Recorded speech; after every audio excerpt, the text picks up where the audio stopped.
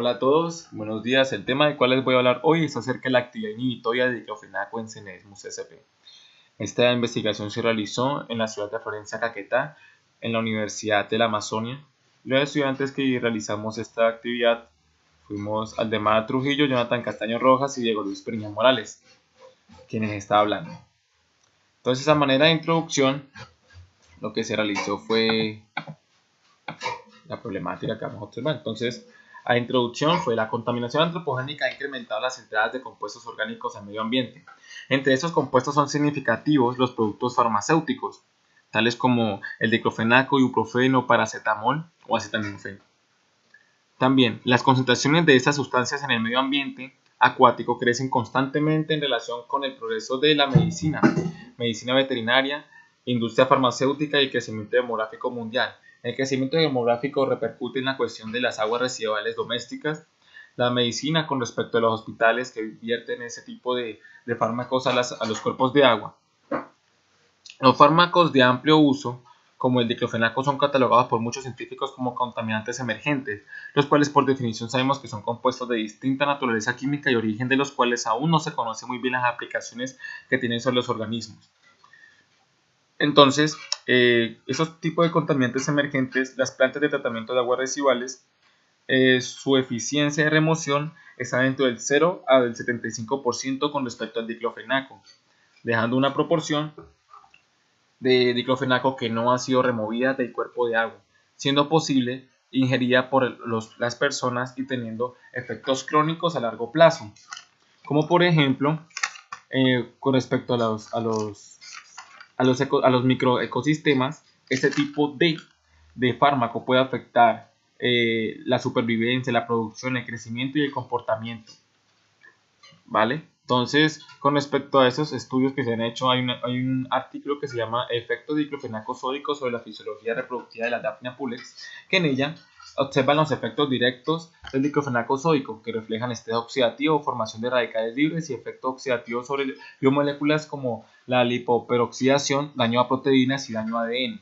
También pueden causar inhibición en la enzima de ciclooxigenasa y, consecuencia, no pueden sintetizar prostaglandinas, que son receptoras para ese tipo de microalgas, y finalmente también pueden hacer la muerte celular debido a los radicales libres y especies reactivas de oxígeno durante su biotransformación. Entonces, una de las repercusiones que también se han tenido en cuenta. En los ecosistemas acuáticos cercanos a la ciudad de Florencia, Caquetá, se encuentran con mayor proporción microalgas de la Senesmus sp.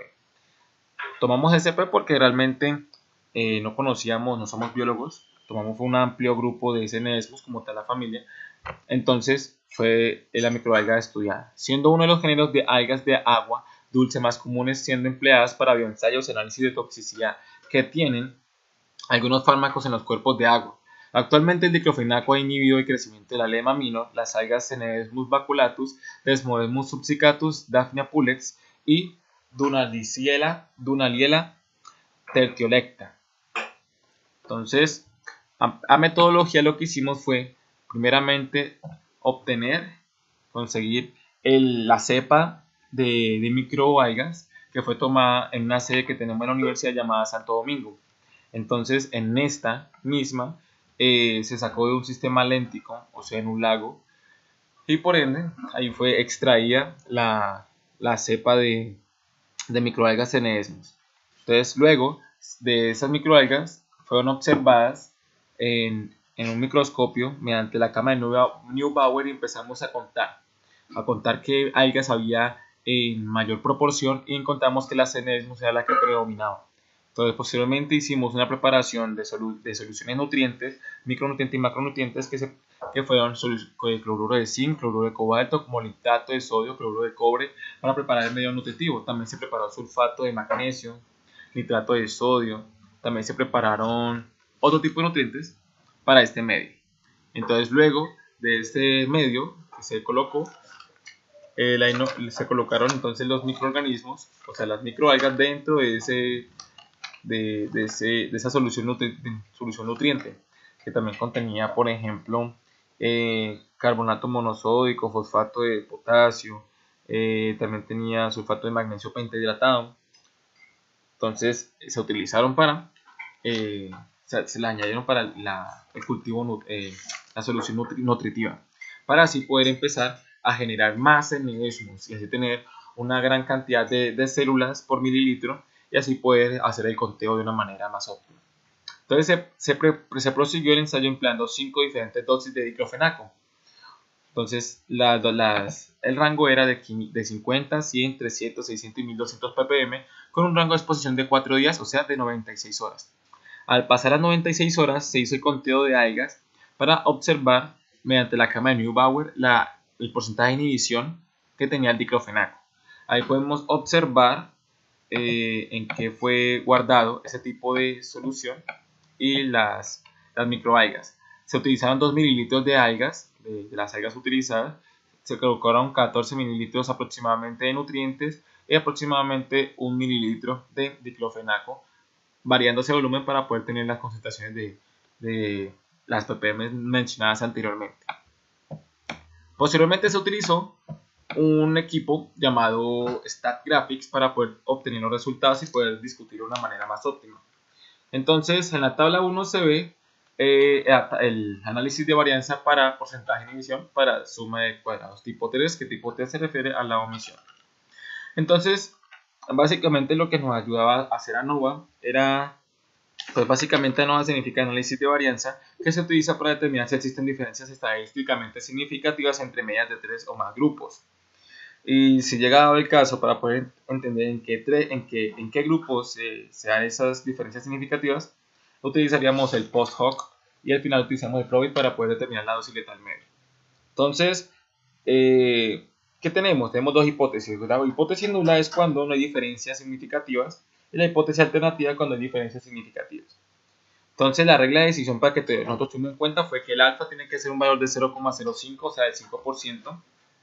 Y el valor de P tiene que ser menor de este mismo. Si es menor, tenemos la elección de decir que hay diferencias significativas, y si es mayor es porque no hay diferencias significativas, o sea, son iguales aproximadamente. Entonces, lo que podemos observar acá en esta primera tabla, tenemos fuente y efectos principales.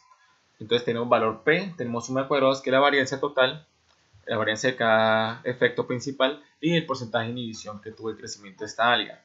Entonces, en los efectos principales tenemos que la luz con respecto a la inhibición de esta misma alga tendría un 46,225 del total, que es 16.929.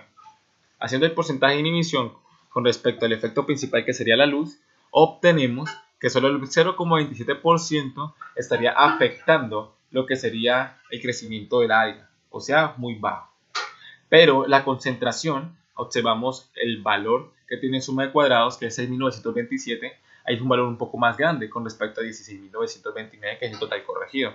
Ahí obtenemos un valor de inhibición que da 40,92, o sea, el porcentaje de inhibición de crecimiento es dado el 40 o 41% por el diclofenaco, teniendo un valor de P, que hay una diferencia, P es menor de 0,05, teniendo un valor de una diferencia estadísticamente significativa con respecto a la luz y las demás medias que podemos tener.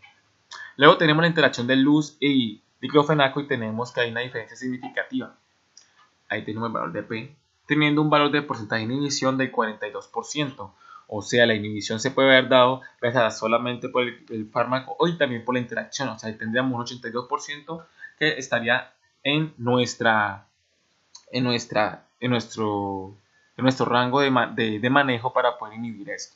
Pero luego tenemos los residuos, que sería el 16,80%, que es un error que puede darse por los errores aleatorios, como podemos observar en el diagrama de Ishikawa o el diagrama de espina de pescado, que podemos tener diferentes factores alternos, externos, que pueden influir para nuestro resultado final. Entonces 16,80% es un valor, puede que por eso también hayan dado algunos errores, pero no es un valor tan alto. Entonces, esto es lo que nos muestra esta primera tabla. Entonces ya tenemos una idea de que la inhibición es dada por la luz y por la interacción de por la concentración y la interacción entre la concentración y la luz. La tabla 2 muestra pruebas múltiples de rangos para porcentaje por ppm. Entonces aquí lo que miramos son las diferencias que puede significativamente tener las concentraciones con respecto a la inhibición del crecimiento de esta alga. Observamos en rojo las concentraciones que se ven esa diferencia. Entonces, ahorita en la gráfica número 2 vamos a observar esa diferencia. El 50 y 1200 hay una diferencia de inhibición, una diferencia significativa de 34. En la de 100 y 1200 hay una diferencia, en la de 300 y 1200 hay una diferencia, en la de 600 y 1200 otra diferencia. O sea, tenemos 4 diferencias significativas. Entonces vamos a observar en la siguiente gráfica. En la tabla número 3 tenemos la estimación mediante la ANOVA, mediante el análisis de Aprobit para determinar la dosis de diclofenaco que inhibe el crecimiento de las adenosínas en un 50% después de 4 días, en 96 horas. Entonces obtenemos que en diclofenaco dice ppm tenemos que 916,553 es un valor que sería para el porcentaje de inhibición del 50%. Entonces la dosis letal media tendría que ser de 916,553 ppm, con un rango de 912,924 a un rango superior de 920,213. Con esa tabla podemos inferir que cada vez que hay mayor concentración habrá menos porcentaje de inhibición y a menor concentración tendríamos más porcentaje de inhibición. Entonces, acá en la siguiente gráfica 1 podemos observar que la luz es una comparación. Está el porcentaje de inhibición de crecimiento de la microalga, CNS-SP, con respecto a la luz. Otro grupo hizo luz día, o sea, tendría 12 horas luz y 12 horas oscuridad. Entonces, por eso colocamos 12 horas día.